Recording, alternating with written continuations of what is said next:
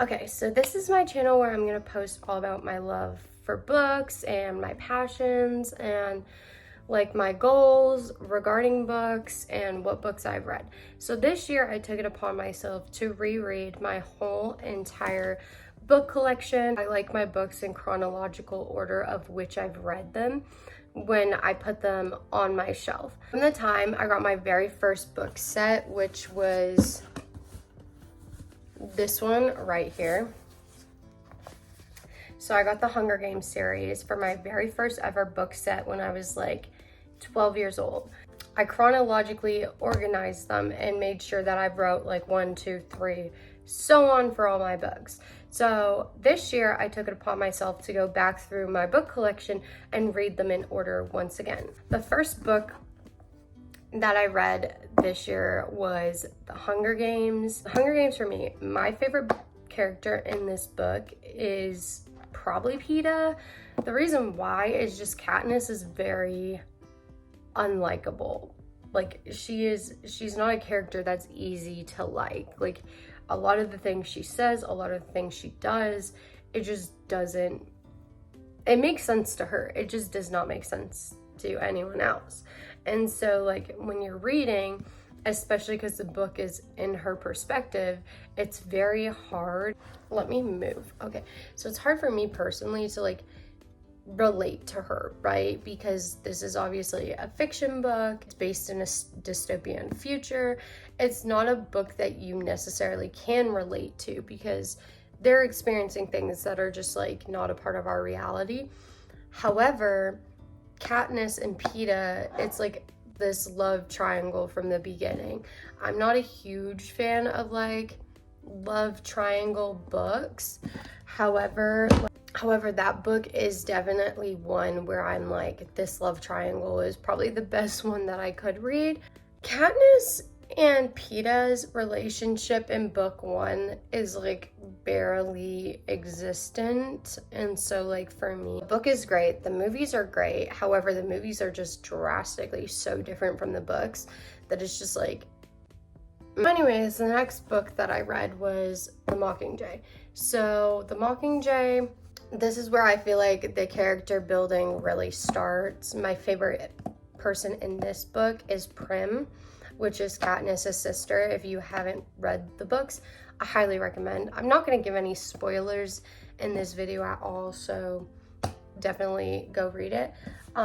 Really like Peeta and Katniss' relationship in that book. I feel like it's like a lot more, developing a lot more, and so you get to really see the characters build and grow within themselves and become who they are. Suzanne Collins' writing is very, very good. She's a very talented writer. She has very good visual storytelling skills. What's happening with my hair today? Like, it's literally all over the place, especially this like random ass long piece of hair. Anyways, and then the last book that I read from this series was Catching Fire, which if you've read this, you know, this book literally is like the book that seals, like, how do I say this? This is the book that like literally the whole series needed. Okay, the camera died, so anyways, for Christmas, I also got this book, which is The Ballad of Songbirds and Snakes, which is the prequel to the Hunger Games series. I haven't read this yet, but like I just felt like mentioning it because it's part of this series that, like, you know, I really obviously love the books because why else would I be adding to my collection if I didn't like it? Once you start a series and you're that far in, you're like 3 books in, are you really going to stop there? No, probably not. It doesn't make sense to just like stop there. Ooh! So the next one is The Fault in Our Stars by John Green. John Green is my favorite author ever. All-time favorite author. I don't think I'll ever have another favorite author because he just writes very sarcastically. He's like, I'm saying this with words of love, and the people that read John Green books, I feel like John Green himself would be like, yes. John Green is like an absolute sarcastic asshole, okay? And I mean that with love, okay? Each one of his characters are super sarcastic, super witty, super smart, very intelligent people. Every single one of his books mentions Greek mythology, God, or has some type of spiritual metaphor in it. However, his books are not, they are and they aren't about that. And like, if you read it, you'll understand what I mean. When I was rereading, because I have multiple books from John Green, I actually have every single book he's written or helped written or helped write, except for one. I don't know how to explain it, but I love his books. This is personally the one that I read this year.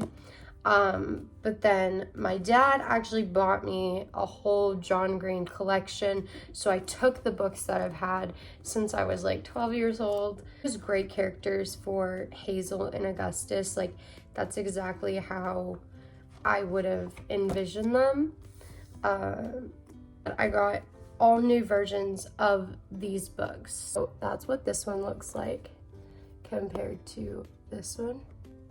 I crack my spines of my books every time. Okay. The next book that I read was The Giver. The Giver holds like a really special place in my heart, like, honestly. So the first time I ever read this book, I was in 6th grade. This is a book in a series. I didn't know that until I was like rereading it, and like, this book has really big metaphorical meaning, in my opinion. Like, everything at the start of the book is in black and white, and I feel like we kind of view the world in a very black and white state. A lot of us do, at least. And then Jonah, who is the main character in the book, he really is different than like the rest of the people in his society. He like questions things and likes to know like why things exist the way that they do, rather than just accepting it for what it is. I feel like I relate a lot to that, because like, I always have been like the type of person to question everything in society, and Jonah is like that, and he just like knows that there's no fixing or like changing the way of society. And he's like, well, where do I start if I even can? Anyways, that's the metaphorical meaning that I got from the book. So If I Stay is also a really good book.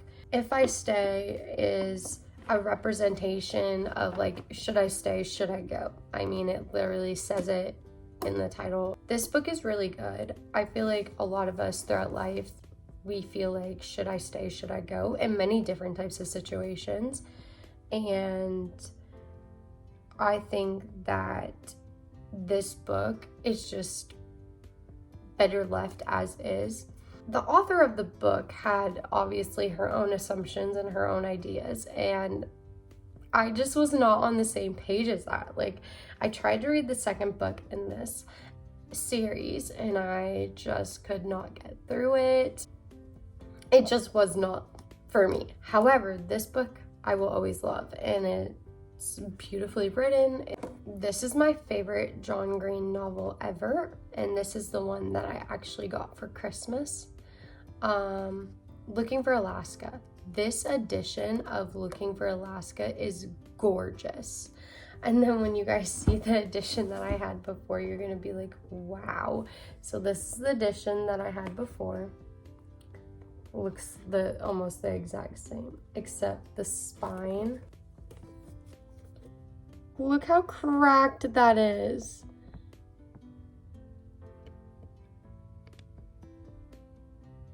This was my edition of Looking for Alaska.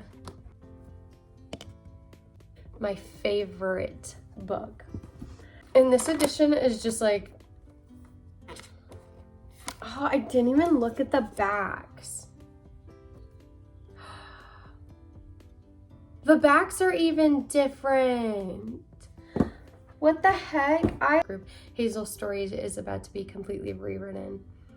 I love that. Okay, Yeah, same concept. It's a little bit different, but I love it. John Green, Paper Towns. So I read Looking for Alaska and Paper Towns literally back to back. Like I said, I've read them in the exact same order that I read them when I was a kid. Margot, I do not like her. She is not a likable character, but like I literally did not like her from the beginning. She is very like, she's just a fucking asshole. Like in every John Green book, there has to be one asshole, okay? Margot is the asshole. Alaska in the last book, she's the asshole. Margot's the asshole. Clinton in this book is pining after Margot, wants her so badly. This is the new one that I got, which I love so much better. Like the font is so much nicer. Even the back, like I love this back. You can barely see the little red pin on that one. You can see the pin so much more clearer. Even the fronts of them, like they look drastically different font wise. I love it so much more. Okay, 9, 10. Okay, so then I read this series, the Maze Runner series. I read all 4 books. So the Maze Runner, the first book is absolutely amazing. I love it a lot. Super good story. James Dashner has really good storytelling skills. The only thing that I feel like kind of bothered me, it was very repetitive. I don't know how many times throughout the story he described that like the creatures were like robots or explained like that the guy had amnesia. Like I don't know how many times you have to explain it. The reader grasped it, and I don't mean this like in any bad way or any hateful way at all. It's just trust your readers to get what you're saying. I myself, like I like to write as well, and that's something that I struggle with, and it just like taught me for myself for future, don't keep explaining the same thing over and over again. The reader grasps it at least within the first chapter, and if they don't, that's on them because they're not paying attention. Next book that I read was The Scorch Trials. I really liked The Scorch Trials a lot. In my opinion, I thought it was going to tie up a lot of the loose ends from the first book. It didn't really. It kind of just developed a whole new storyline, which is fine. I didn't mind that at all because it kind of kept it, once again, interesting, captivating, very good storytelling skills. Like I said, this book was not as repetitive, but I still felt like it did not explain a lot of things from the first book, and it left a lot of things like not explained in the second book. Maybe that was the author's point, like he wanted it to be very confusing at times, which makes you feel like you're right there with the characters. Like I did feel like that a lot of times, but you know, I didn't really get it at the same time. So this is the last book of the Maze Runner series. This book, once again, very good storyline. I didn't like it as much as the first 2. But James Dashner did just release another book that is supposed to come after this one.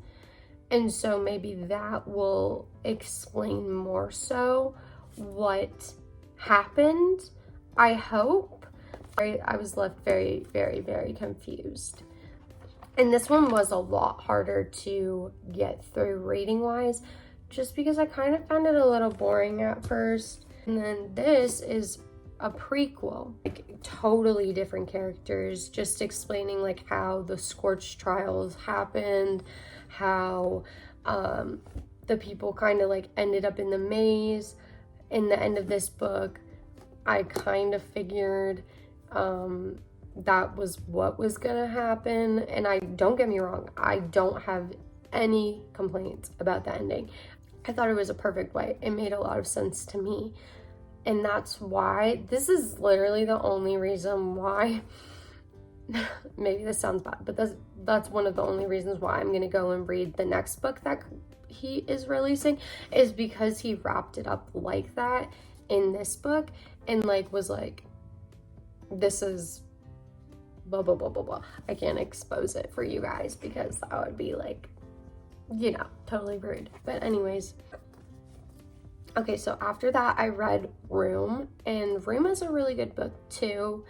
I definitely don't recommend this for people that are under the age of like 14, just because it's not really graphic in any way, but just the subject content of the book I wouldn't recommend for people that are younger. However, the book is written amazingly. It's written from the perspective of the mom and child. They're held captive by an abductor.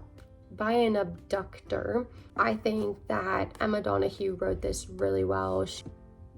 Like when you're reading it, you really do feel like you're reading, like, or you're having a conversation with a child. Like, it's hard to explain, but it does very much so, like, as if a child was speaking to you about something. That's very much so how I'd explain it. The story itself had me sitting on the edge of my seat being like, what is going to happen next, and trying to just like, you know, rooting for them the whole time. But I just was like, holy, at points in the story I was definitely like, whoa, I need to put this down for a minute and process. Definitely really recommend it. I think it's important to learn more about subjects like that, and I think that it's important to talk about them, whether it's in a fictional or non-fictional sense. Which brings me to our next book, which is Girls in the Garden. Girls in the Garden is very similar as well, where a mother and her 2 children move into a communal garden neighborhood.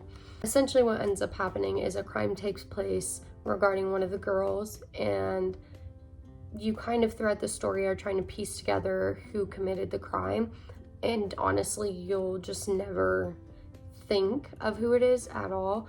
Once again, this story does, however, also have very mature subject line, so it's less graphic, but once again, I would recommend it more for like 16 and up rather than anyone younger than that.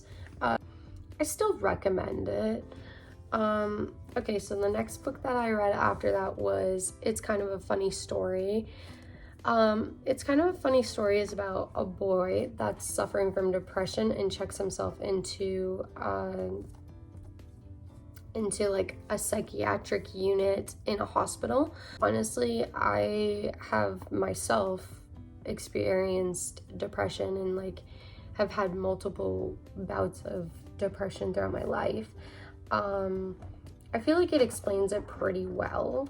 I've never been to a psychiatric unit, and I've never been in like an intensive care unit of that sort, so I don't know whether or not it explains it in an accurate sense, but from seeing stuff online and add this, so here I am with a voiceover. Ned Zazzini, who wrote this book, actually was in a psychiatric unit, and then after he got out of the psychiatric unit, he wrote this book, and then shortly after that, he actually unalived himself.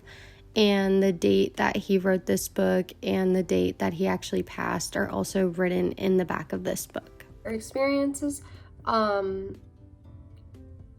think that it's pretty authentic. It's a very good story. It's kind of funny at times. It's definitely very serious regarding the nature. I recommend this definitely to kids 12 and up. It's really not that inappropriate in any way whatsoever, and I think it honestly would make a lot of kids feel less alone, that they're not like dealing with this by themselves. So also really recommend that one. Stack's getting very big, guys. Okay, All the Bright Places. I love this book. Okay, this is an amazing book. Cried, I laughed, this Jennifer Niven, I think that's how you pronounce her last name, or Niven, she reminds me a lot of John Green, like a lot of John Green, and she just writes so beautifully. She explains so well. Her storylines are just amazing. There's so many things that I could say about this book, and I don't want to give away too much, but it accurately describes depression. It accurately describes what it's like to be in like such a bad space and then like have something happen where you just like last straw type of situation. It's such a good book. It's definitely heartbreaking. It's very heartbreaking. It's sad. This is the last book, and I'm technically not even finished it yet. I'm about almost finished, as you can see. I have only that left, but I'm still gonna add it in to my 2022 reads just because I'm almost done. It doesn't even matter. I'll probably end up finishing it either today or tomorrow, but today is only January 2nd, so I feel like it fits in, you know. Anyways, Will Grayson by John Green and David Leviathan. Will Grayson is funny, it's crude, it's stupid, it's fucking hilarious, but it's like stupid guy humor. Like, I don't know how else to explain that besides like, you know, what I just said. But I love this book. Like I said, John Green is super sarcastic, super funny. David Leviathan I've never heard of before, but I tried to look up his other works and I really didn't find anything. So anyways, those are all the books that I have read this year, and basically I'll hold up the stack if I can. So that's all the books that I've read this year. So The Hunger Games by Suzanne Collins, The MockingJay by Suzanne Collins, Catching Fire by Suzanne Collins, The Fault in Our Stars by John Green, The Giver by Lowry, If I Stay, where is it? By Gayle Forman, Looking for Alaska by John Green, Paper Towns by John Green, The Maze Runner by James Dashner, The Scorch Trials by James Dashner, The Death Cure by James Dashner, The Kill Order by James Dashner, Room by Emma Donoghue, The Girls in the Garden by Lisa Jewell, It's Kind of a Funny Story by Ned Zazzini, All the Bright Places by Jennifer Niven, Will Grayson by John Green and David Leviathan. And that counts 1, 2, 3, 4, 5, 6, 7, 8, 9, 10, 11, 12, 13, 14, 15, 16. Marley!